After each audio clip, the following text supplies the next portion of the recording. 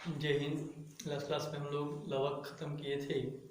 आज हम लोग को पढ़ना है वो राजधानी पढ़ना है, वैक्यूल।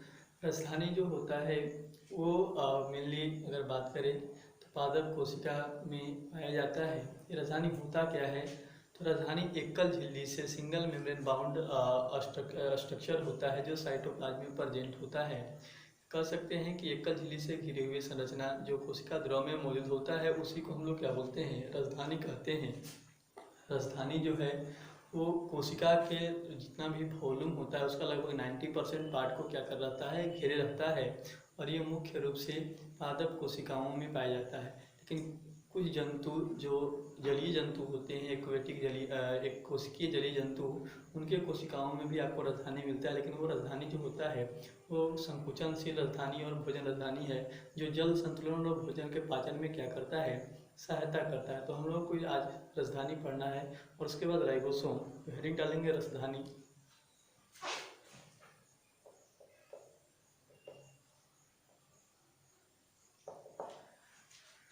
वैक्यूल क्या होता है?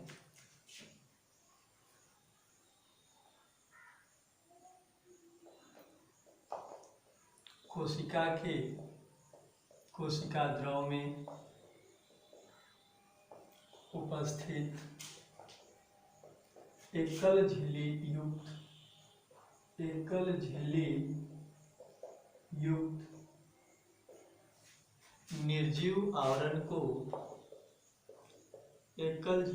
निर्जीव आवरण को रसधानी कहते हैं।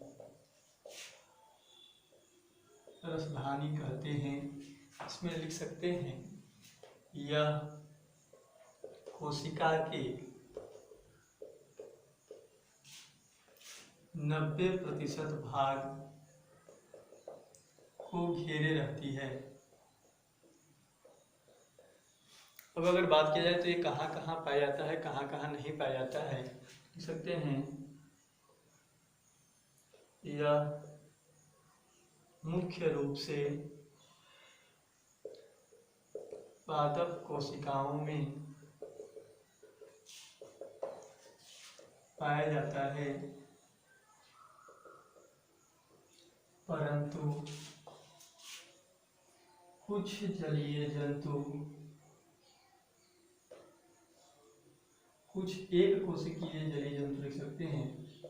एक कोशिकीय जलीय जंतु में रसधानी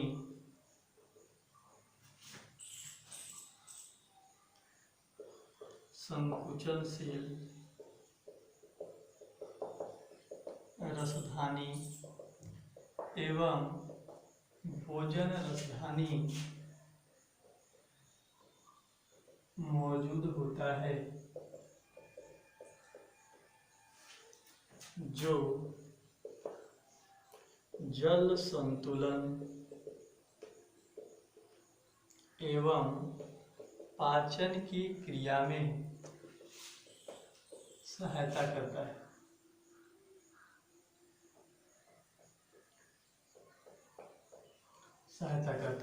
सिंपल सी बात है। कह रहा है कि राजधानी जो कोशिका है, कोशिका में एकल झिल्ली युक्त जो संरचना होता है, निर्जीव आवरण होता है, उसी को हम लोग राजधानी कहते हैं। और ये कोशिका के लगभग 90% भाग को क्या किए रहती है? घेर रहती है। फिर कह रहा है कि ये जो मुख्य रूप से पाया जाता है वो पादप कोशिकाओं में पाया जाता है, परंतु कुछ एक कोशिकीय जलीय जंतु ऐसे होते हैं जिनमें राजधानी मिलेगा। और वो कौन कौन होता है? संकुचनशील राजधानी और भोजन राजधानी होता है। संकुचनशील राजधानी जो होता है वो जल संतुलन का कार्य करता है, जल की मात्रा को नियंत्रित करता है। और जो भोजन राजधानी है वो भोजन के पाचन में क्या करता है? सहायता करता है। इसके बाद अगर हम लोग देखें तो राजधानी जिस चारों से एकल झिल्ली द्वारा घिरा होता है उस एकल झिल्ली को हम लोग क्या बोलते हैं? टोनोप्लास्ट बोलते हैं। तो नेक्स्ट पॉइंट उसी में लिखेंगे हम लोग, टोनोप्लास्ट राजधानी चारों ओर से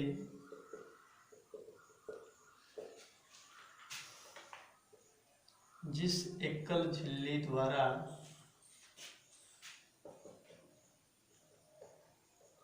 घिरा होता है उसे टोनोप्लास्ट कहते हैं। टोनोप्लास्ट कहते हैं, ये इम्पोर्टेंट है टोनोप्लास्ट। इसके बाद अगर देखा जाए तो टोनोप्लास्ट इस प्रकार से अगर हम राजधानी बना दें, ये जो बाहरी बाउंड्री है इसको हम लोग टोनोप्लास्ट बोल रहे हैं। और टोनोप्लास्ट के अंदर, ये वैक्यूल के अंदर जो निर्जीव आवरण होता है, इस निर्जीव आवरण को हम लोग क्या बोलते हैं? कोशिका रस बोलते हैं, सेल सैप बोलते हैं, अंदर वाला ये जो भाग होता है। और इस सेल सैप में क्या होता है? अनावश्यक भोज्य पदार्थ, खाद्य पदार्थ या वाटर होता है, एक्सक्रीटरी मटेरियल जो होते हैं वो सब के सब यहाँ पर क्या होते हैं? मौजूद होते हैं। नेक्स्ट पॉइंट लिख सकते हैं,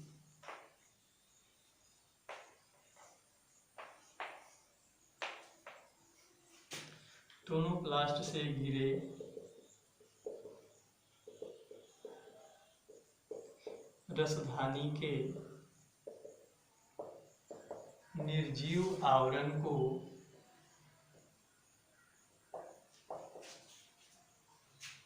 कोशिका रस कहते हैं। कोशिका रस कहते हैं, लिख सकते हैं इसी में। इसमें अनावश्यक भोज्य पदार्थ,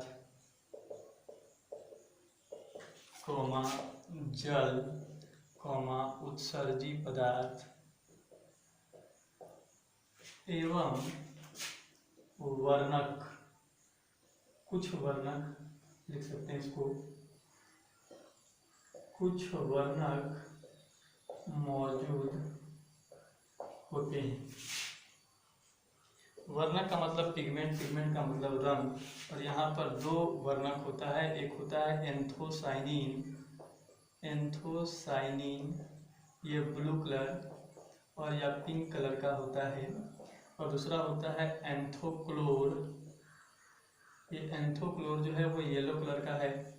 और इस तरह से पिगमेंट क्या होते हैं वहाँ पर प्रेजेंट होते हैं। तो कह रहा है कि टोनोप्लास्ट से घिरे अंदर का जो पूरा भाग होता है उसको निर्जीव भाग बोलते हैं। और उसमें पौधा का जो अनावश्यक पदार्थ है, चाहे वो भोजन हो चाहे जल हो, या कह सकते हैं कि इसमें जो उत्सर्जी पदार्थ हो, अनावश्यक पदार्थ हो और वर्णक है, वो सब के सब कहाँ पर मौजूद होते हैं? राजधानी के वही कोशिका रस में। और उसको हम लोग क्या बोलेंगे? कोशिका रस बोलेंगे। तो ये है राजधानी के बारे में कुछ पॉइंट, इसको आप क्या करिए?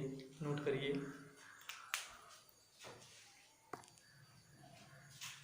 नेक्स्ट जो है निकलना है तो पढ़ना है राइबोसोम। राइबोसोम को सबसे पहले जो देखने का काम किया था साइंटिस्ट का नाम है जॉर्ज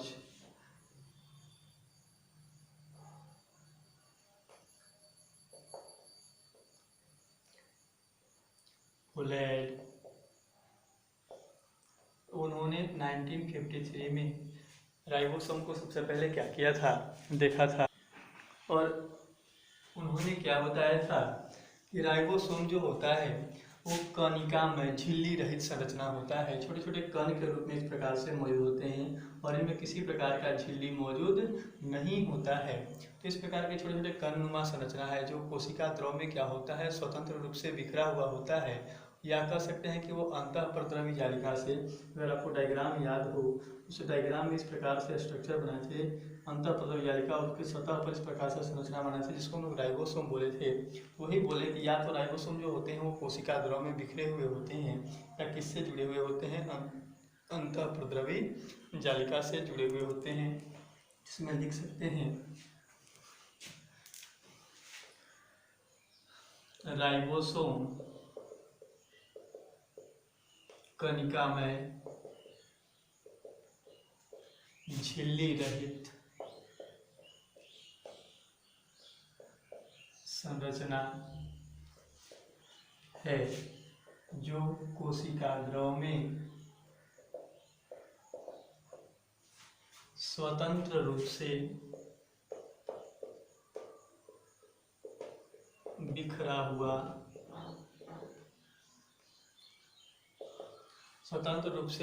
हुआ, या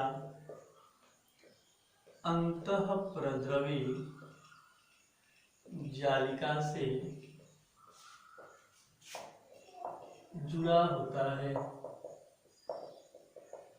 अंतःप्रद्रवी जालिका से जुड़ा होता है। अब अगर हम देखें कि ये राइबोसोम किसके बने होते हैं, तो राइबोसोम दो चीज़ों से मिलकर के बने होते हैं, एक होता है डीएनए और दूसरा होता है प्रोटीन। अगर सकते एक न्यूक्लिक अम्ल और प्रोटीन जो होता है, न्यूक्लिक अम्ल में डीएनए और आरएनए दोनों आ जाते हैं, तो न्यूक्लिक अम्ल और प्रोटीन मिल करके किसका निर्माण करते हैं, राइबोसोम का निर्माण करते हैं।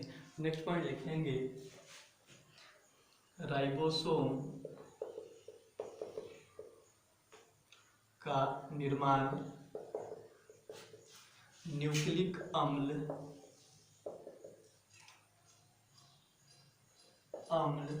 एवं प्रोटीन के द्वारा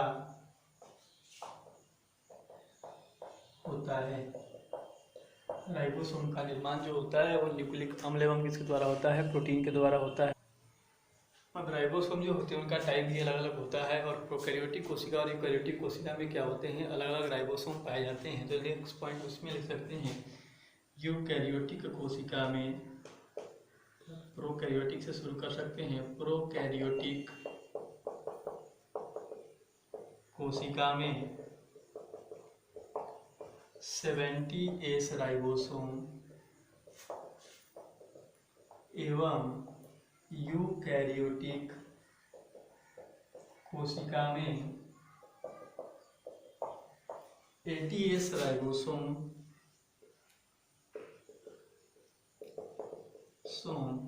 मौजूद होता है। ये एस यहाँ पर क्या है, ठीक है, एस स्वेड वर्ग इकाई है, एस स्वेड वर्ग इकाई है जो राइबोसोम के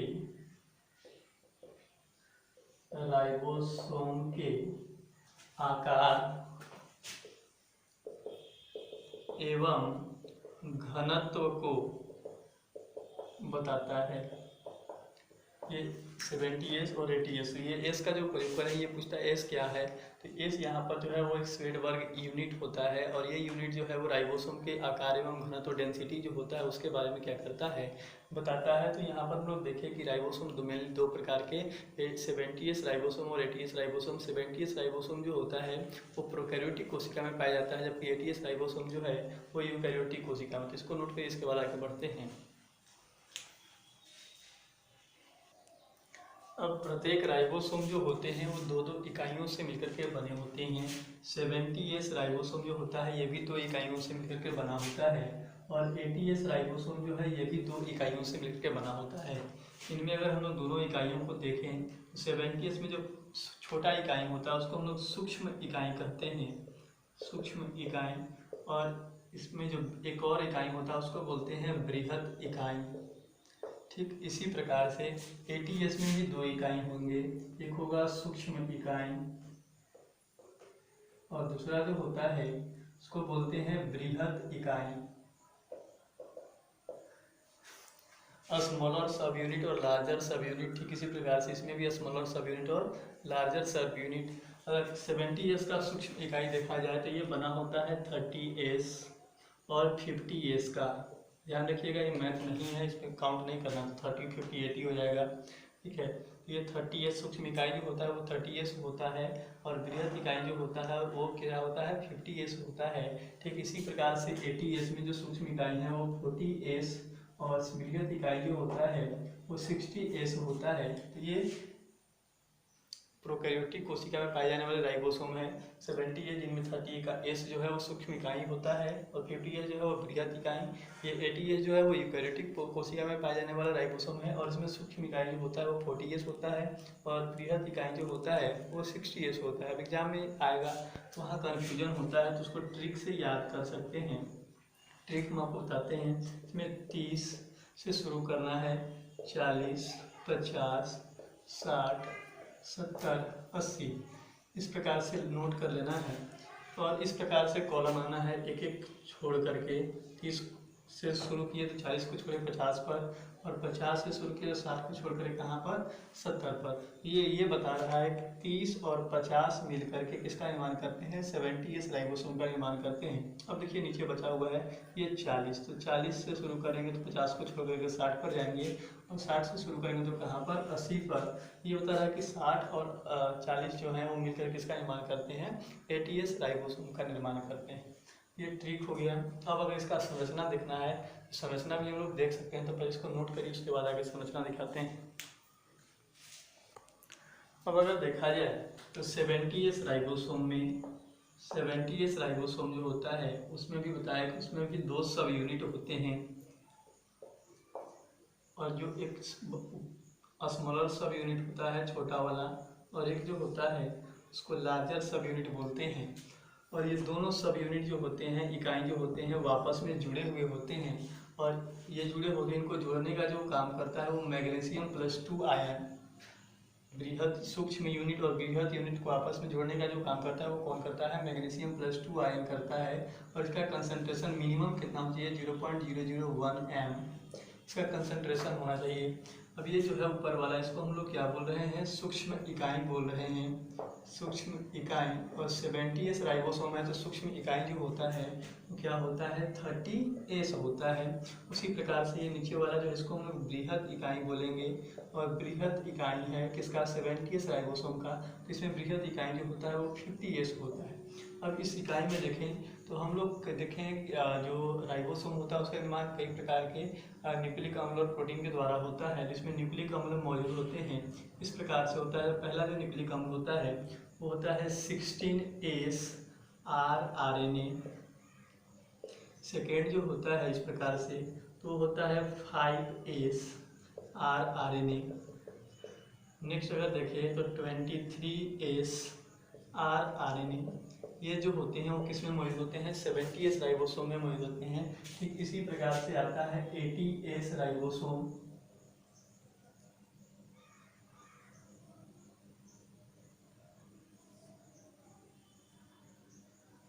इसका ये सूक्ष्म इकाई, और 80S राइबोसोम का जो सूक्ष्म इकाई होता है वो 40S होता है। दोनों यूनिट को जोड़ने का जो काम करेगा वो मैग्नीशियम+2 आयन, कंसंट्रेशन 0.001 मिनिमम को चाहिए। इसके बाद नीचे वाला जो है इसको हम लोग बृहद इकाई बोलते हैं, और बृहद इकाई जो है वो कितना होता है 60S होता है। अब इसमें भी RNA मौजूद होते हैं। इसमें पहला जो होता है वो है 18S rRNA, 18S rRNA। फिर जो होता है वो है 5.8S rRNA।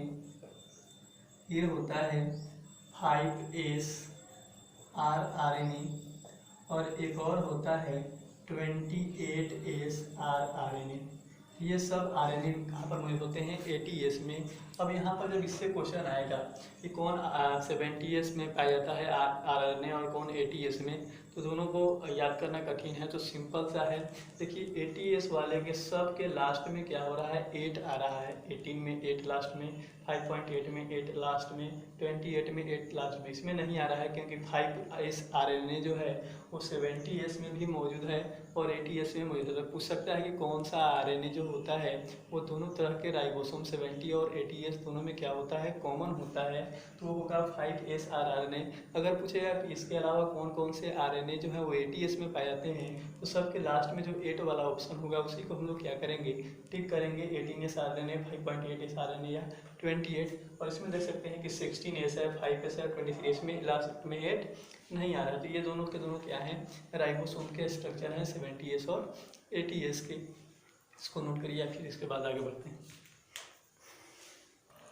अभी जो राइबोसोम होते हैं इनमें प्रोटीन और RNA का भी मात्रा क्या होता है अलग अलग होता है।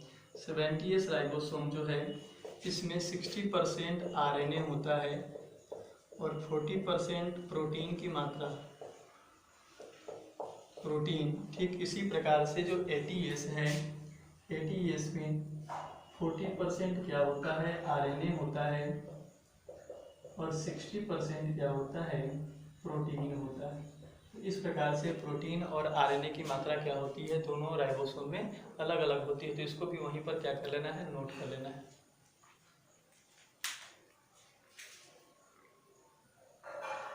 नेक्स्ट आता है पॉलीसोम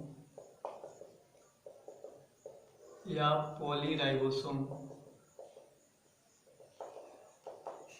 ये पॉलीसोम या पॉलीराइबोसोम क्या होता है, इस प्रकार से ये एमआरएनए है, एमआरएनए, और इसके ऊपर बहुत सारे राइबोसोम क्या होते हैं, जुड़ जाते हैं। इस प्रकार से राइबोसोम का एक ग्रुप बन जाता है, और जो इसी प्रकार के जो राइबोसोम का समूह बनता है जो एकल एमआरएनए से जुड़े हुए होते हैं, राइबोसोम के इसी समूह को हम लोग क्या बोलते हैं, पॉलीसोम या पॉलीराइबोसोम बोलते हैं। इसका सीधा सा डेफिनेशन होगा, राइबोसोम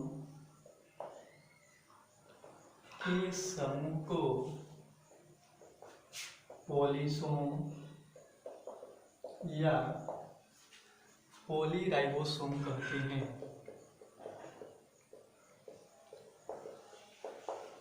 पॉलीसोम या पॉलीराइबोसोम कहते हैं। इस प्रकार से डायग्राम भी बना सकते हैं। इसके बाद जो नेक्स्ट हम लोग को पढ़ना है वो पढ़ना है साइटोपंजर, साइटोस्केलेटन। अगर आप कोशिका को देखें तो उसमें क्या होते हैं, कई छोटे छोटे तंतुनुमा संरचना पूरे कोशिका में बिखरे हुए होते हैं, और ये जो तंतुनुमा संरचना जो कोशिका द्रव में बिखरे हुए होते हैं, इन्हीं को हम लोग क्या बोलते हैं, साइटोपंजर बोलते हैं। और इनका निर्माण जो होता है वो दो विशेष प्रकार के प्रोटीन के द्वारा होता है। एक होता है कॉन्ट्रैक्टाइल प्रोटीन और दूसरा होता है ट्यूबुलिन प्रोटीन। अब इनका काम क्या है, जैसे छत बनता है तो उसमें रॉड डालता है, वो जो रॉड होते हैं वो क्या करते हैं, छत को मजबूती प्रोवाइड करते हैं। ठीक उसी प्रकार से ये क्या करते हैं, कोशिका द्रव को स्टेबिलिटी प्रोवाइड करते हैं और यांत्रिक सहारा मजबूती प्रोवाइड करने का काम करते हैं। तो लिख सकते हैं नेक्स्ट हेडिंग, साइटोपंजर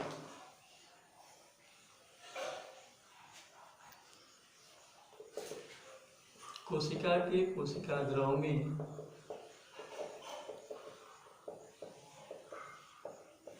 उपस्थित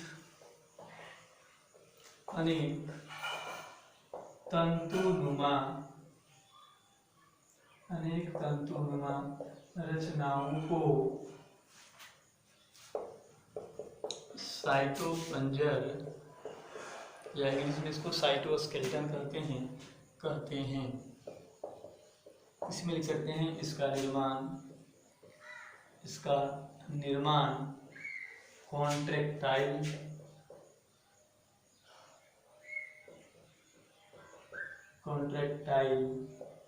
प्रोटीन एवं ट्यूबुलिन प्रोटीन के द्वारा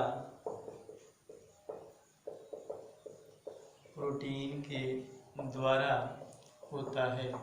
दो तरह के प्रोटीन होते हैं, कॉन्ट्रैक्टाइल प्रोटीन और ट्यूबुलिन प्रोटीन, जो तंतुनुमा संरचना का निर्माण करते हैं, और उस तंतुनुमा संरचना को हम लोग क्या बोलते हैं, साइटोपंजर बोलते हैं। नेक्स्ट पॉइंट लिख सकते हैं, यह कोशिका को निश्चित आकृति एवं यांत्रिक मजबूती या सहारा लिख सकते हैं, प्रदान करता है। इसको नोट करिए, इसके बाद आगे बढ़ते।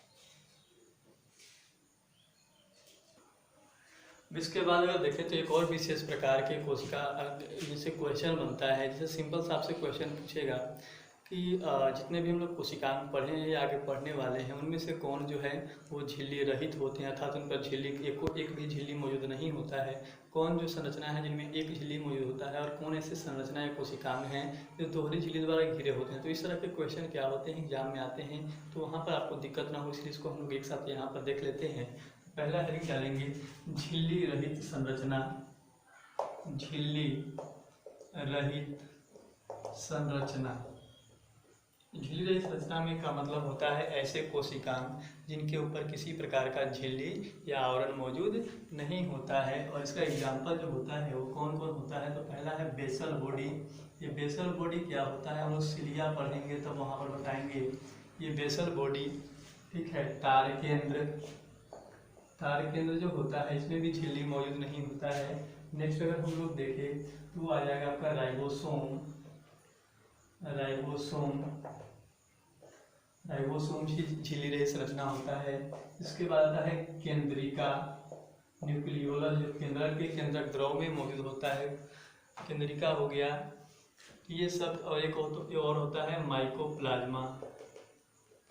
ये सब ऐसे कोशिका या कोशिकांग होते हैं, संरचना होते हैं जिनके ऊपर किसी प्रकार का आवरण या झिल्ली मौजूद नहीं होता है। अब बात करते हैं हम लोग दोहरी झिल्ली संरचना, दोहरी झिल्ली युक्त संरचना। इसका मतलब है कि कौन कौन से ऐसे कोशिकांग हैं जो इनके ऊपर चारों ओर दो झिल्ली मौजूद है। इनमें से पहला जो आता है वो आता है आपका हरित लवक जो चारों ओर से दो झिल्ली द्वारा घिरा होता है। माइटोकॉन्ड्रिया, ये भी दो झिल्ली द्वारा घिरा होता है। और एक और होता है न्यूक्लियस बोले तो केंद्रक। ये तीन ऐसे संरचना होते हैं जो चारों ओर से दो झिल्ली द्वारा घिरे होते हैं। यहाँ पे एक और चीज़ है, हरित लवक माइटोकॉन्ड्रिया ऐसे कोशिकांग होते हैं जिनमें अपना खुद का क्या होता है, डीएनए होता है। तो इसको भी याद रखना है, कहीं पर लिख लेना है। ये हरित लवक और माइटोकॉन्ड्रिया ऐसे कोशिकांग हैं जिनमें अपना खुद का क्या होता है, डीएनए होता है। और ये दोहरी झिल्ली कोशिकांग है। इसके बाद नेक्स्ट आता है तीसरा, एकल झिल्ली युक्त संरचना। एकल झिल्ली युक्त संरचना। एकल झिल्ली संरचना का मतलब है जिनके चारों ओर कितने होंगे, एक झिल्ली मौजूद होंगे। तो ये कोशिकांग झिल्ली रहित हैं, ये कोशिकांग जो है वो झिल्ली दोहरी झिल्ली युक्त हैं। तो इनको छोड़ करके बाकी जो भी कोशिकांग आपके सामने आएंगे वो सब के सब जो होंगे वो एकल झिल्ली, जैसे लाइसोसोम हो गया, गोल्जी बॉडी हो गया, ये जो हम लोग पढ़े अभी रसधानी, ये सब के सब चारों ओर से कितने झिल्ली द्वारा घिरे होते हैं, एकल झिल्ली द्वारा। तो लिख सकते हैं लाइसोसोम, गोल्जी बॉडी या रसधानी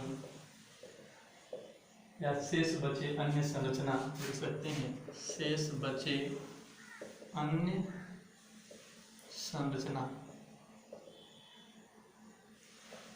तो इस प्रकार से ये ऑब्जेक्टिव क्वेश्चन को सॉल्व करने में आपको क्या करेगा, हेल्प करेगा। इसके बाद इसको नोट करिए। इसके बाद नेक्स्ट टॉपिक देखते हैं। नेक्स्ट लिंक डालना है सिलिया। सिलिया क्या होता है, अगर आपको पैरामीशियम का बॉडी स्ट्रक्चर याद हो, इस प्रकार से पैरामीशियम होता है। तो इसके सतह पर क्या होता है, कोशिका के सतह पर छोटे छोटे बाल सदृश रचनाएं मौजूद होती हैं। और ये छोटे छोटे बाल सदृश रचनाएं होती हैं, इन्हीं रचनाओं को हम लोग क्या बोलते हैं, सिलिया बोलते हैं। तो सिलिया सीधा सा मतलब क्या होता है कि कोशिका के सतह पर उपस्थित छोटे छोटे बाल सदृश रचनाओं को हम लोग सिलिया कहते हैं। और ये सिलिया का जो निर्माण होता है वो यही कोशिका झिल्ली के द्वारा होता है। लिख सकते हैं सिलिया के बारे में, कोशिका के सतह पर उपस्थित छोटे छोटे बाल सदृश का मतलब समान रचनाओं को सिलिया